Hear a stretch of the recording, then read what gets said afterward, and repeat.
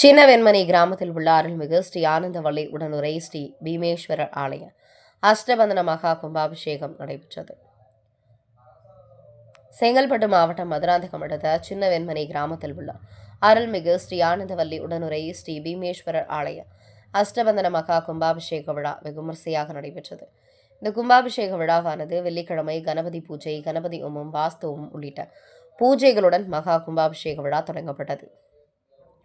இதனைத் தொடர்ந்து இன்று காலை விசேஷ சந்தி, யாக பூஜை துவக்கம், அக்னிகாரியம், நாடி சந்தானம், விசேஷ திரவியாகிதி, மகா பூர்ணாகதி உள்ளிட்ட பூஜைகள் செய்யப்பட்டு யாகசாலையிலிருந்து கலசங்கள் புறப்பட்டு கோவில் உற்சாகம் வலம் வந்து கோபுர கலசத்துக்கு புனித நீர் எடுத்து செல்லப்பட்டு சிவாச்சாரியார்கள் வேத மந்திரங்கள் முழங்க கோபுர கலசத்தில் புனித நீர் ஊற்றி மகா கும்பாபிஷேகம் நடைபெற்றது.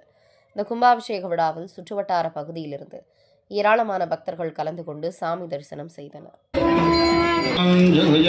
ஓம் பிரம்ம ஜஞானம் பிரதமம் பிரத்யாத்ரிசி மத சுருச்சோ வேன